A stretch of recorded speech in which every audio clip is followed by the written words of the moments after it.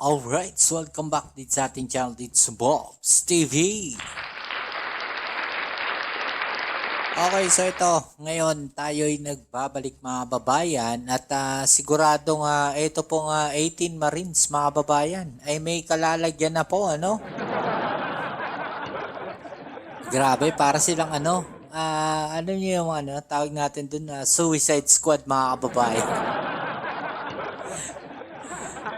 Damay-damay na, lahat na, dinamay na nila, sama-sama na. At isa nga po sa talaga namang gigil po sa kanilang ginawa ay walang iba kundi ito pong si dating Senator Trillanes mga kababayan.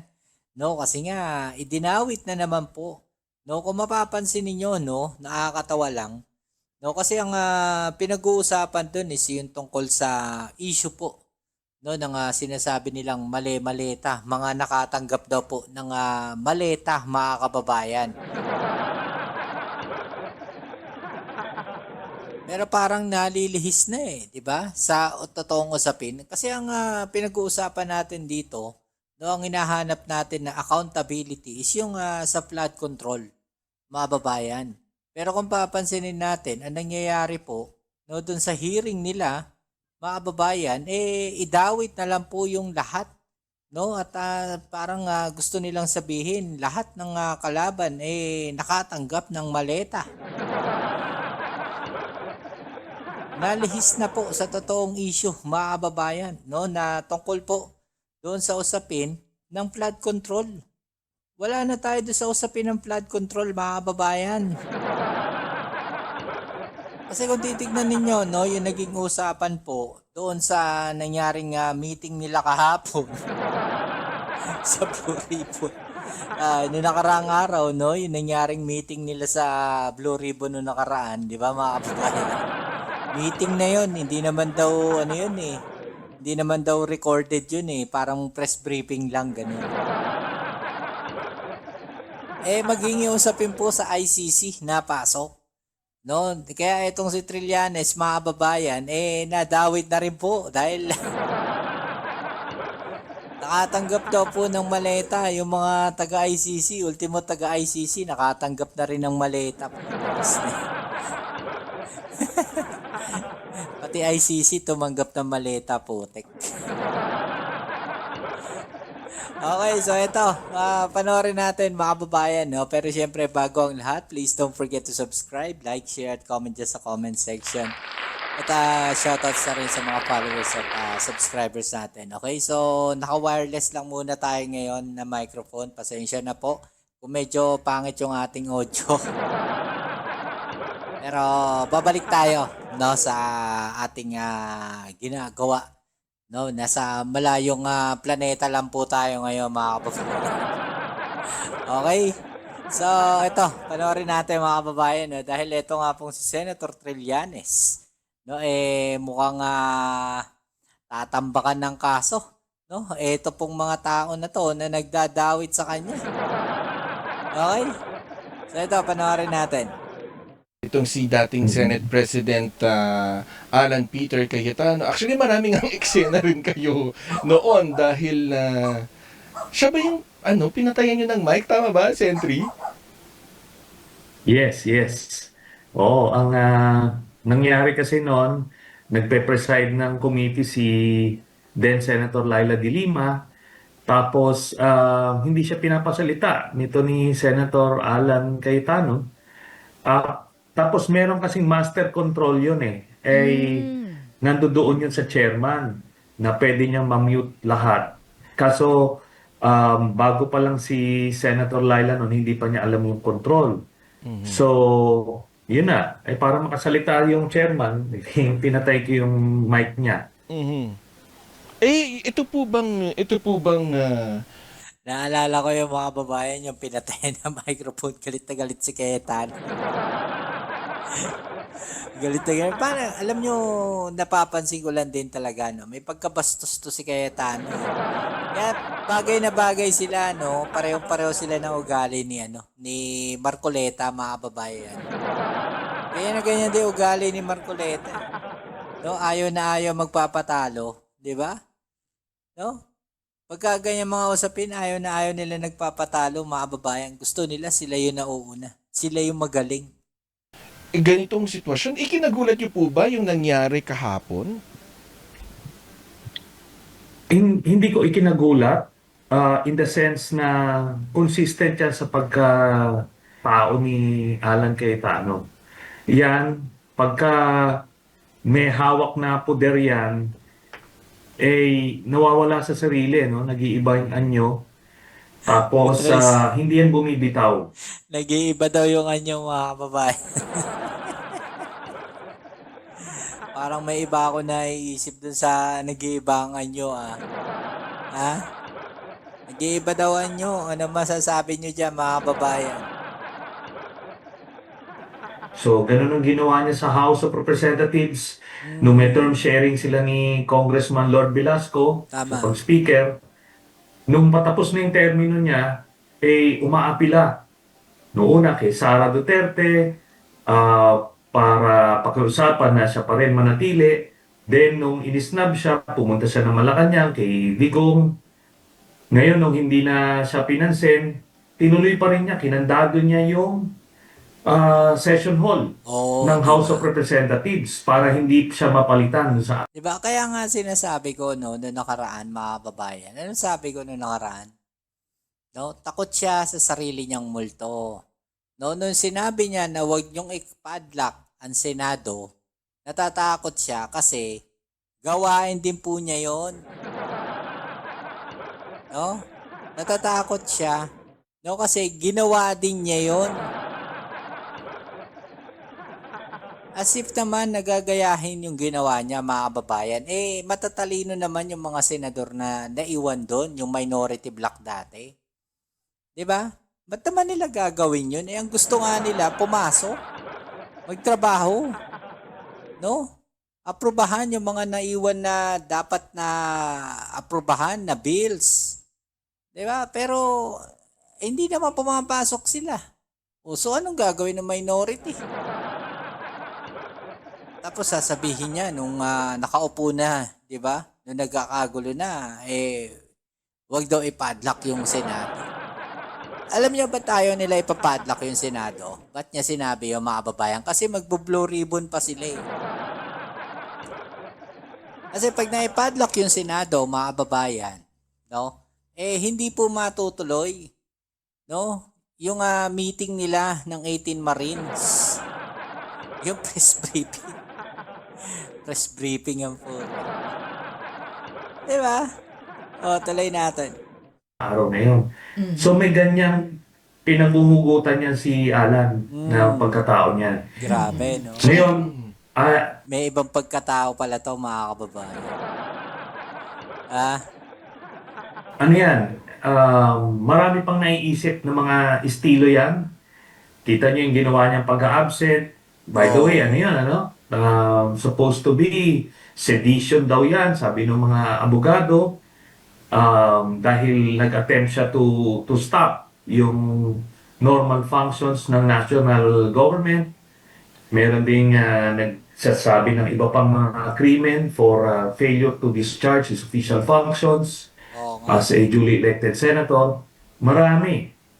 Tapos ngayon, yung kahapon, gumawa sila ng rogue Sena uli, no? na committee para yan. Yan, yun na nga. Ipinilit pa rin, ano, kahit nga, yun, kinukwestiyon ng bawat isa, yung leadership ng Senado ngayon, ipinilit din kahapon yung sinasabi nga Blue Ribbon Subcommittee, no, hearing. Pero ang sinasabi nga ni Acting Senate President Gatchalian na ito ay hindi authorized. Pero yun na nga, ay nandun ulit yung 18 ex-Marines, nabanggit ulit yung mga pangalan, no? Yung mga dati nilang nabanggit. At syempre, kasama rin po kayo. Anong tingin nyo dito? Kasi parang sinasabi, timing ito dahil pwedeng, kumbaga, pinapalaki yung issue na ito para matabunan nga itong impeachment trial. Tama.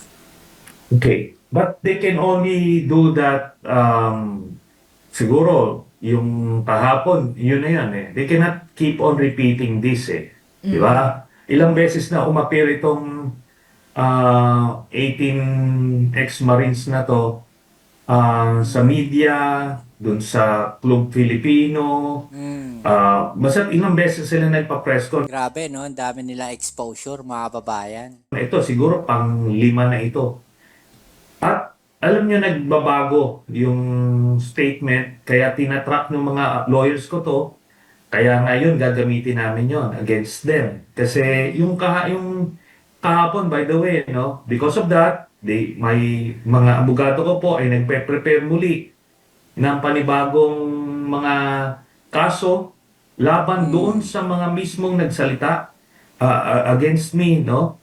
Tapos kasi isasama na namin itong si Marcoleta at saka si Alan Cayetano dahil Patay tayo dyan, mga kababayan. Dahil po sa ginawa nila kahapon, mga kababayan, no, dahil sa ginawa nila na press conference with 18 Marines, napasama pa ata yung kanilang ginawa, mga kababayan. Ano, napasama pa ata yung ginawa nila. Pinilit eh. since hindi naman yan official parliamentary inquiry, ano to, wala na silang parliamentary immunity. Kaya isasama namin yan sila sa aming kaso. So sa tingin niyo po hindi ito saklaw ng parliamentary immunity kasi po kadalasan kapag yung mga pinag-uusapan diyan sa plenaryo, yung mga committee hearings, yung mga senador o kongresista na nagsasagawa meron silang parliamentary immunity. So itong mga personalidad na ito hindi po sila immune from suit.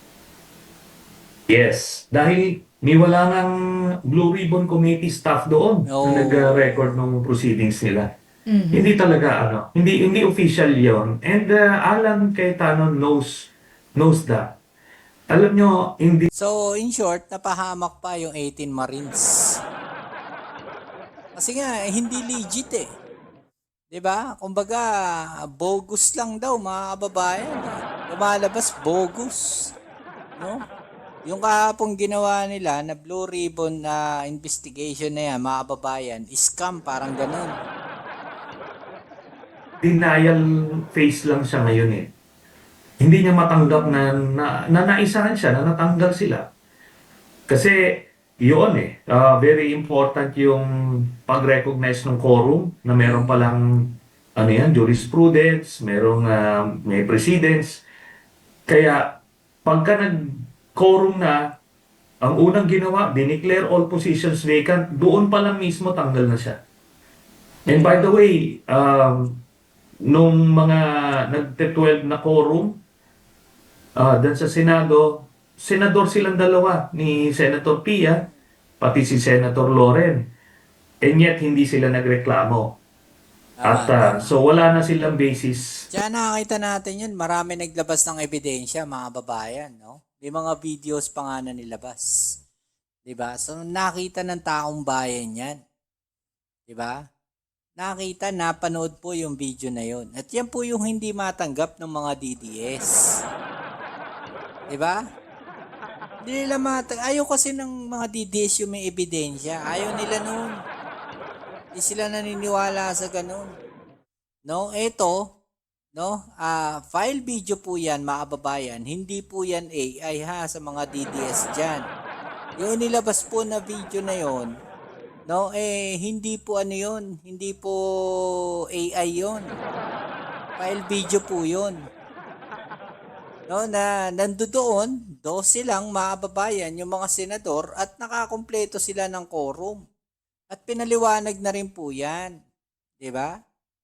Marami na nagpaliwanag, marami na nagsabi. No, na legit po yung nangyari na yun, mga kababayan. Hindi lang ho talaga matanggap ni Alan Cayetano. To do the same kasi hindi ka naman nagreklamo noon. Ba't ka magreklamo ngayon kung yung position may nakasalalay? So immediately tanggal siya sa pwesto. Marami lang kasi sa media hindi naiintindihan nung dineclare all positions vacant tapos itinalagang Speaker pro tempore si Senator Win as concurrently acting Senate President siya, yung ibang media personalities, ang pagkakaintindi nila, Senate President pa rin si Alan, hindi na. Nung dineclare all positions vacant at walang nag-object, so in-adopt yun, it was carried, tanggal na sila lahat sa pwesto. Tapos, yun na, nagtalaga na sila ng bagong set of officers.